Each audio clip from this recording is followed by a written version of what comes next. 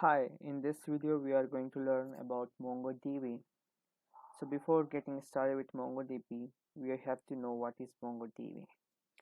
Well, MongoDB is a general purpose, document-based, distributed database built for modern application developers and for the cloud era. And the data that is being here stored is stored as a JSON-like documents, and it's called as a non-SQL database. There is no schema, there is no structure here, so it's very flexible compared to as the SQL database.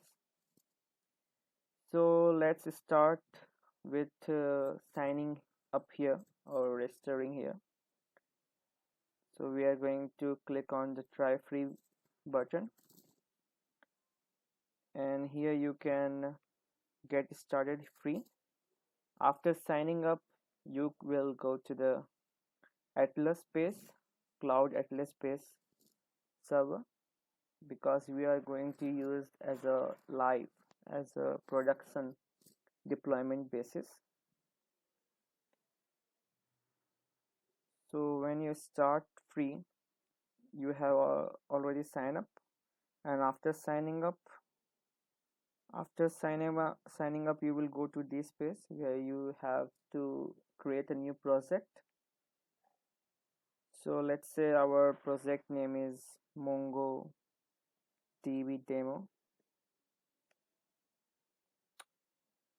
After that, you will be redirected to this page, which called give your member. That is not necessary. We can create here create project. After that, you will be on this page where you have to select build a cluster. Here we are going to use create a cluster, that is a free, and we are going to use this cloud provider AWS, and wherever you are, select the nearest server. After that, in the cluster tier, we are going to use free forever, and there is no need. You can change the name of your cluster if you want to. Now we are going to create a cluster. It will take some time to create the cluster. So now we are here, now we are going to see how can we get started with the MongoDB in our app. Well, for app we have to use the MongoDB driver that is pre-built and that is being used here. So in here we are going to use MongoDB driver. So let's open our project. Now we are going to create a new project. Let's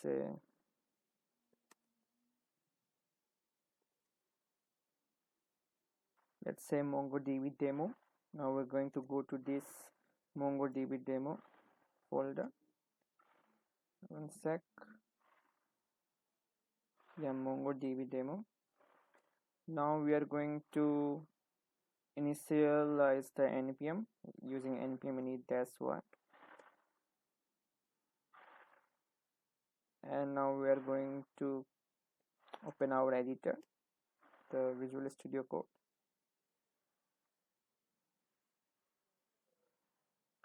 So for using the MongoDB, here we are going to install two things. First one is MongoDB Express.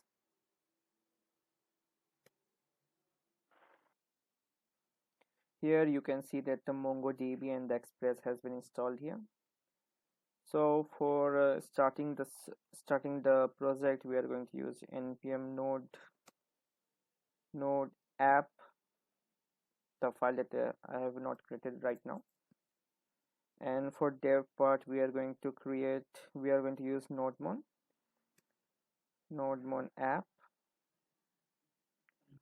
So for nodemon, we are going to install it in the dev dependency part using npm install test save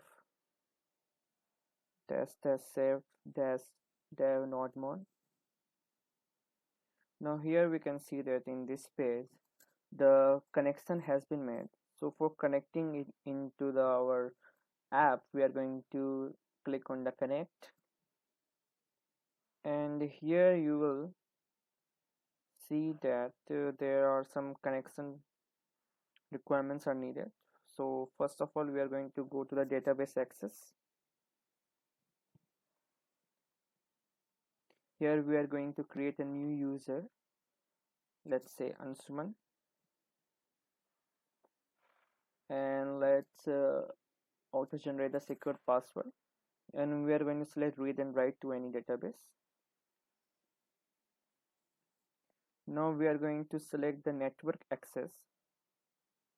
Here we are going to add the IP address, which is either add current IP address, which is help to give the secure authentication. Now if we go to our cluster section, now we are going to connect. Now we are going to connect to the cluster. So for connection, we are going to use the connect your application. Here we are going to use this connection string. So let's copy it. After copying it, we are going to now into our app we are going to create a new file. Let's say app.js. In here we are create the Express module, or take the Express module from the Express, and we are going to use the app and requiring the Express as a function, and it will listen to the port 3000 for starting the server. So it's complete, the server can be started. But here we are going to use how to get started with the MongoDB. So we are going to, let's say we are going to create a new folder, let's say utils. In here we are going to create a new file, let's say db.js. In here we have installed the MongoDB driver into our project, so we are going to require it from the MongoDB and say MongoDB is equal to require MongoDB. In here there is some called Mongo client, which we are going to require from it, which is a property of it, which is a file of it, which is a field of it. So in here we are going to connect to it as a client. For connecting, we are going to use Mongo client dot connect. In here we are going to pass the URL. So for passing it here, we have used the password, but as I have forgotten the password, we have to again require the password. For requiring it here, we are going to edit it and edit the password. Here we are going to auto generate it from here, and we are going to require it from here. Let's update the user. Now in here there will be the URL. So let's say here is the password, and we are going to get SRV string from the connection. So here we are going to again copying it, and let's say here const URL is equal to this one. So here we are going to cut from here and paste into it here the password. After doing this, we are going to use the URL as a parameter here, and that's it. We are going to connect from here. It will take a callback function and it will take two arguments. First one is error if there is, and second one is the client.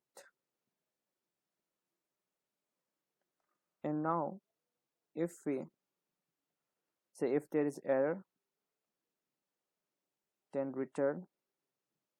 If there is no error, let's console out the client base.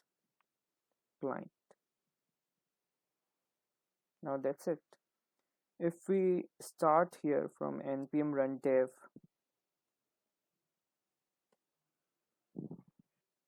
so if we run it, it will say nothing. It gives nothing. That's because we have started the app file, but we haven't connected with the db.js file. So for connecting it, we have to say all the code is here. So before cutting or pasting it from here to here, we can do this, like we are going to require it from .utils and get a db file. So if we run this, now we can see that it will give the client back. So here it returns the Mongo client, all the things, all the fields that are here. Now here we are going to see how can we do the CRUD operation, that is create, read, update and delete. So for doing the CRUD operation,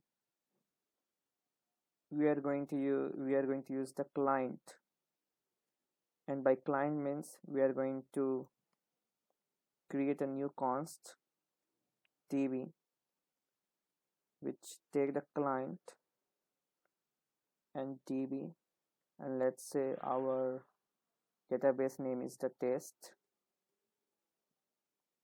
So test is a database for the collection, means for a table in the SQLized database, where here we are going to use the collection as a table. So let's say the name is users. In here we are going to first use the insert means create. How can we create a document in a collection? So let's say if we are going to create a one document, we are going to use the insert one method. In this we are going to give an object, let's say name Ansuman is 21. After that, this returns a promise. So for handling the promise, we are going to use a then, which takes a result, which gives a result, and we are going to console.log the object that we have sent using result rest.ops. And if there is an error, you can see it from here, like e console.log error. Now if we save it and see that there is one document that we have inserted, that is this one, and if we see into our atlas, we are going to see in the collection, and here we are going to see that there is a database that is called test, and the document or a collection that is called users. One docs, Ansuman and the S. So we can also use how can we insert more than one document. We can do that by using another method. Let's say we can do this by using db.collection users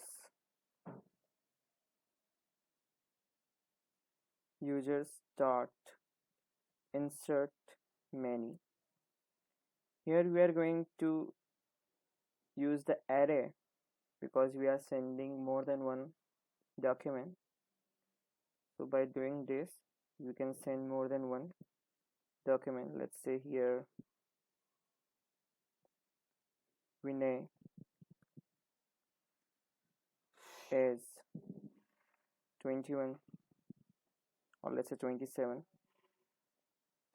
and another user, let's say Ankur, is 25. So it will be a number. So here also will be number. So we have inserted two documents here. Now it's a promise, so we have to use the promise sequence. We are going to use then and console log the result that we have sent by using response.ops, and also we can catch the error by using catch method. And let's say if there isn't any error, we can console it. Now if we send it back,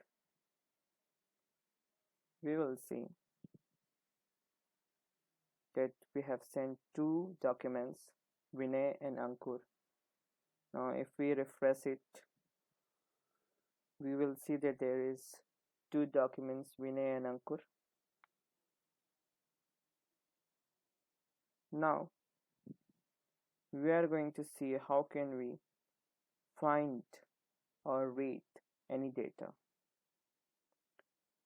So for reading a document, we can do so by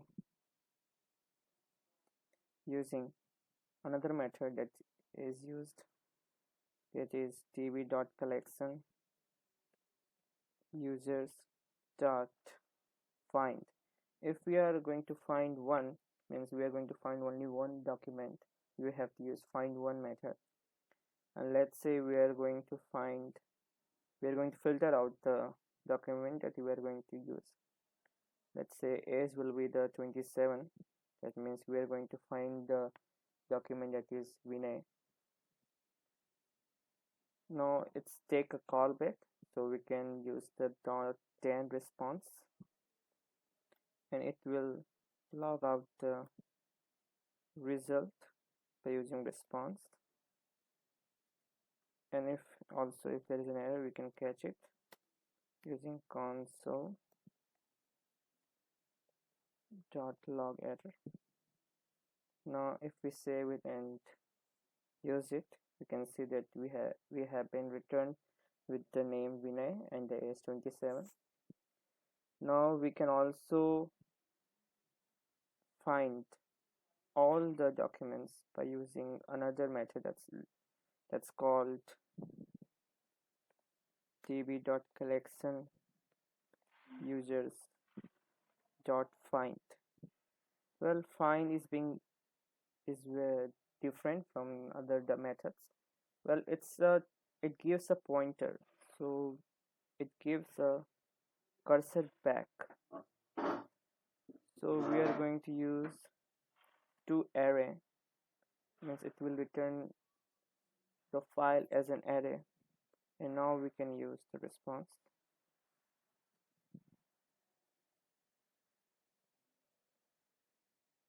And response back, and if there is an error, we can error it by using console.log error. Now if we save it, we will see it returns all the documents because we have sent nothing, so it returns all the Ansman, Vinay, Ankur. Now if I send like something called is equal to 25 or 24, here we see there is no documents like this. Now if we save this, it will not give an error. It will just send back an array, means it's a null. So it's not an error if we send out a filter value that is not being there in a collection. So the our operation is completed. Now we are going to see how can we use the u operation, that is update. So for updating our document, we are going to use update 1 and update many. Update is being duplicated from the newer version, so we are going to use update 1 and update many. For updating only one document, we are going to use update 1 by sending one parameter, that is the age21, and updating it with some value.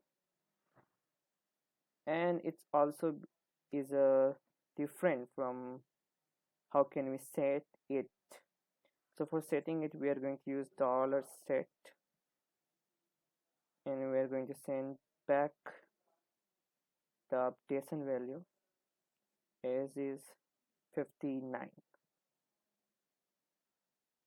Now it's complete. Now it's a promise, so we are going to send .10 response, and if we see and if we console it into our command prompt, we will see that it returns a very big heavy object. And let's save it, and we will see that it gives a heavy object. Now if we see that we have updated the value of the age21, that is Ansuman. So if we see here and if we refresh it here, we will see that the age is different. Age is 59. So that's how update is done.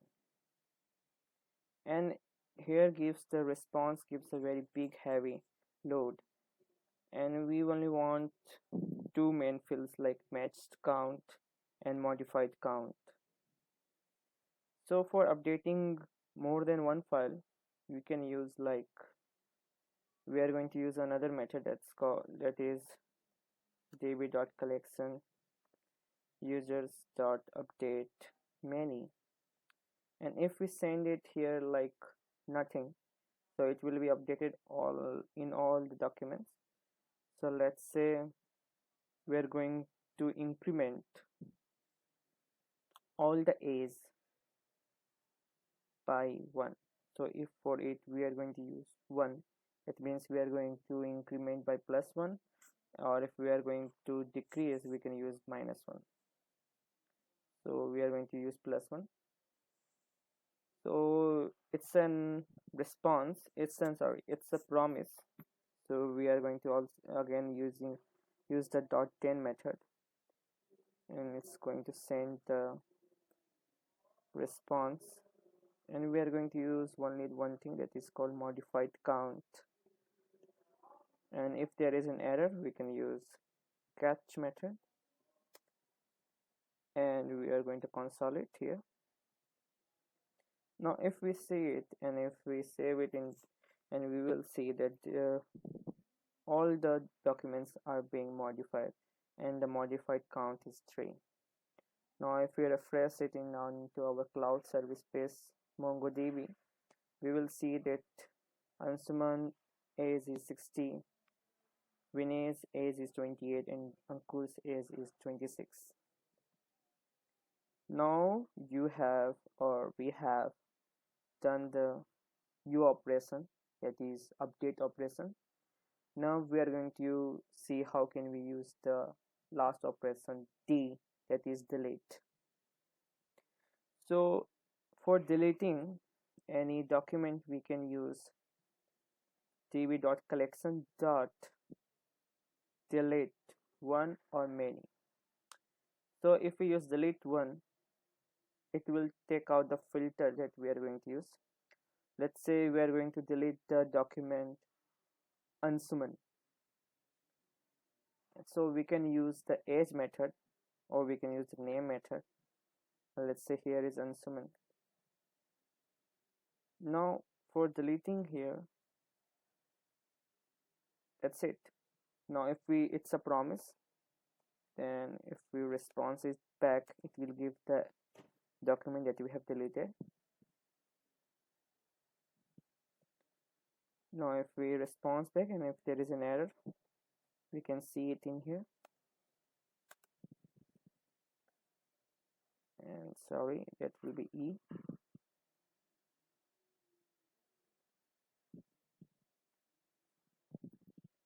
And if we save it here, we will see that oh, it will give whole the document, because I haven't used a response dot delete count. But if we see here in our MongoDB database, we will see that Ansuman document has been deleted. Now if we are going to delete whole file, this whole document, we can use the method that is called delete many, and it's very easy. So delete many, we are going to send the empty array, empty object. Now if we dot 10 and response back, and we are going to see how many documents have been deleted. So we are going to use deleted count, and if there is an error, we can use catch method, and it will give the error if there is any. Now we have saved it.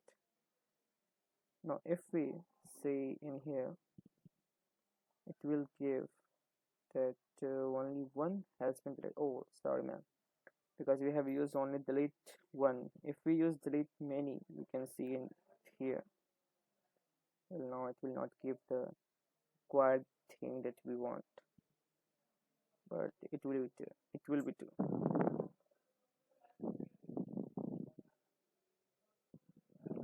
So yeah, that's it. So in this video, we have seen how can we use the MongoDB library or a native driver to how can we select or edit or update or delete or insert into our database. Thank you.